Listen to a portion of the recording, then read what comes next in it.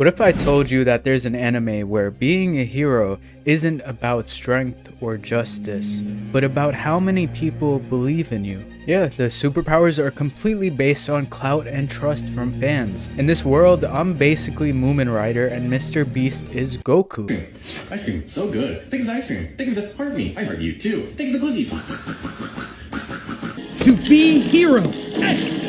In a world just like ours, obsessed with followers and image, this show doesn't just get that, it weaponizes it. While anime has everyone drooling over another fantasy isekai, China's over here in the corner crafting some of the most insane experimental rule-breaking animation that I've seen in years. My eyes deceiving me, or did he just switch the fucking animation? And the worst part, Donghua doesn't get dismissed because it's bad. It gets slept on because it's different.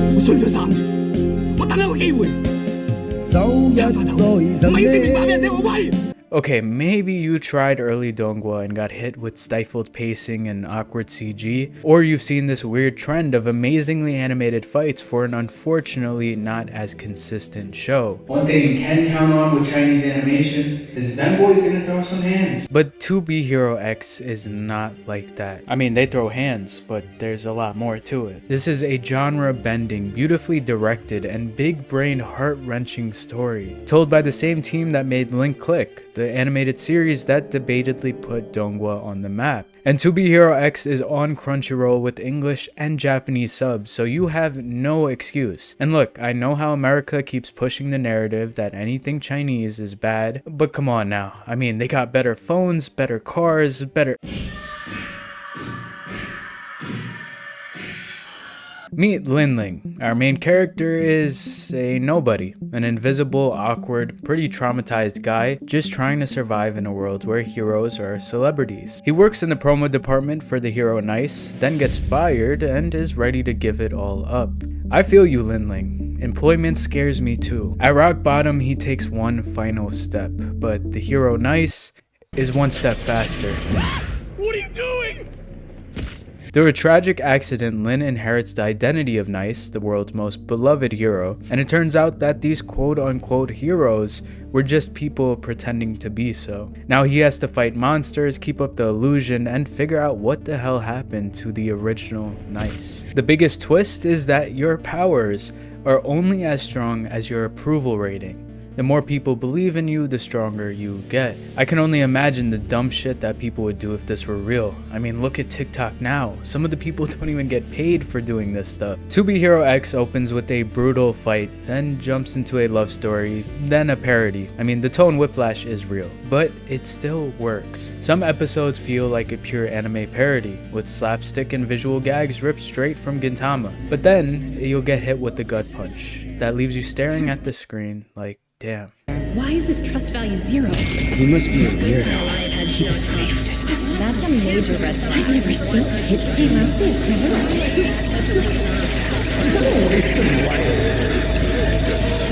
a I was ashamed of myself when I realized life was a costume party, and I attended with my real face, Franz Kafka. Underneath all the chaos is a story about identity. About being someone you're not, performing for an audience, lying to yourself just to survive. And yeah, in a world addicted to fame, that hits extra hard. Because this show nails the layers that there is to having fame. I mean, having a certain level of influence and money is actual power. So yeah, these philosophers can remind us that fame means nothing, and technically it doesn't. But if I'm able to financially secure my family and influence millions of people without ever meeting them because of fame, that surely means something.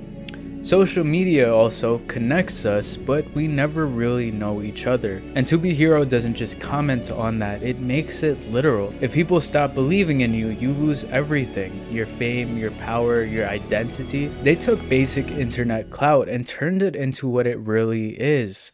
A beautiful, terrifying lie. Linling isn't just punching villains, he's holding together a fake version of himself for the rest of the world. This isn't just a comedy, it's a search for meaning, a breakdown of fame, identity, and what it means to be real. What's truly left once the mask is gone.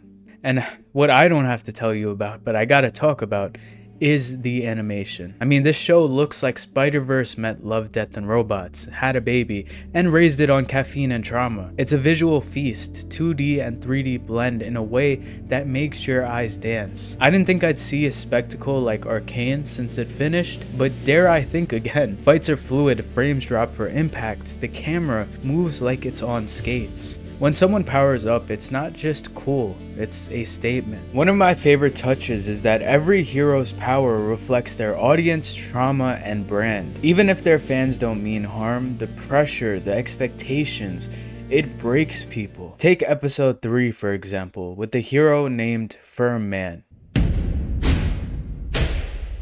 He got the name cause he saved a kid standing up, so now he's trusted to be a hero that never bends down. And one of his issues that he points out, which is kind of funny at first, is not being able to take a dump. And of course it's funny, but at the same time it's just like, damn, that would really suck. As random and crude as this struggle may seem, it's representative of how uncomfortable people get when they're expected to be a single dimensional being because it's what made them popular. You see this happening all the time with personalities on TikTok getting popular and then getting boxed in. People forgetting that we are so much more complex than one gag.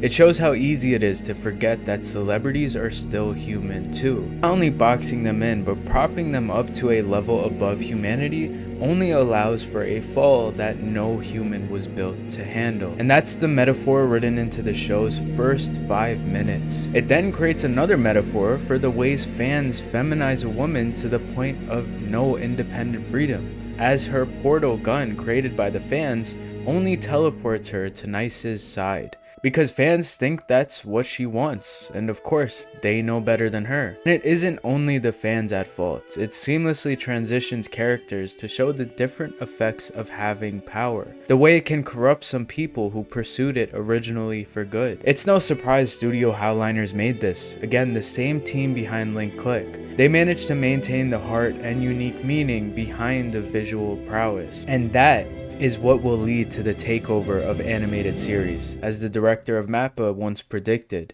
Donghua is no longer a newcomer, it is one of the main players. Now look, I try not to be a blind fanboy, but this one is kind of hard to hate. If anything is gonna lose some people, it is the tone whiplash I mentioned. It's also got very fast pacing. Even I was a little confused in episode 1. I mean, he works for a game company, but then the characters are actually real, kind of, but then he's the hero.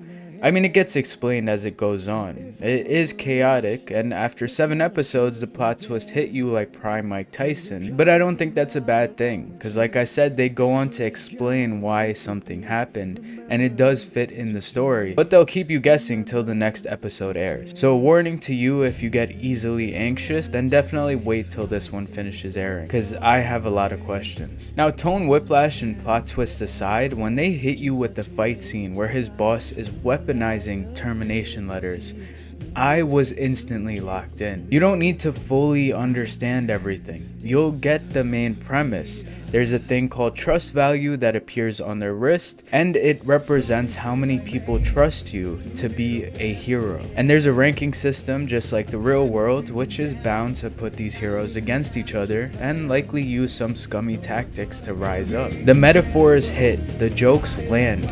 The show doesn't spoon feed you, but if you're open to it, it gives you everything. So if you're ready for an anime that challenges convention, delivers on style, substance, and soul, and demonstrates what it really means to be heroic, then give Be Hero X a shot.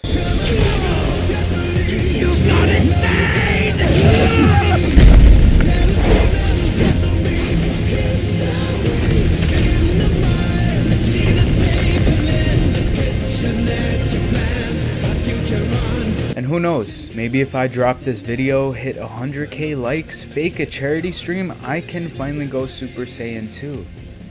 Guys, please subscribe, trust in me, and let me ascend. I mean, let me help people. I can't wait to fake a charity stream. Oh, I don't know if you could hear that. They actually stopped. I wish I was making this up. But it was construction. I also took a video this time to make sure that I could prove to you guys this time the upload schedule wasn't really my fault. I'm gonna save y'all from the yap sesh I just went on for like 5 minutes. I genuinely don't know what I was talking about. But the important things I wanted to note is that, first of all, I graduated. So because I graduated now from college, I'm gonna have a bit more time, as long as I don't have a full-time job yet, which is also something I'm looking for. So I'll figure that out. But I do want to be consistent more now than ever. And I want to keep you guys updated on just what I've been up to, as I usually do in these outros. So besides Be Hero X, I really didn't watch much. Just watched Thunderbolts, which I probably won't make a video on because it's been a while now. But it's so worth watching. Like, if you haven't, if you're not the biggest fan of Marvel, if you're skeptical, I could not recommend it more. I mean, the writers did their thing. And the dude who wrote Beef, which is one of my favorite miniseries of all time, wrote this, or was part of the writing team. And then the soundtrack was made by the same people from Everything Everywhere All at Once, one of my favorite movies. So this was just a great team they assembled for it. Yeah, that's pretty much all I've watched, been up to. If you guys have any questions, comments, concerns, please leave them down below. I always answer them, so you could literally ask me anything. And yeah, I hope you guys enjoyed the video. Thank you to anyone who's made it this far. If you're new, please join the family. I'm always looking to grow. Maybe we could catch up to we're not catching up to Mr. Beast, but I would love to just keep growing and, you know, hopefully make better and better videos over time. And hopefully there's less construction so I can make these damn videos. But yeah, thank you again to anyone who's made it this far, and I might see you in the next one.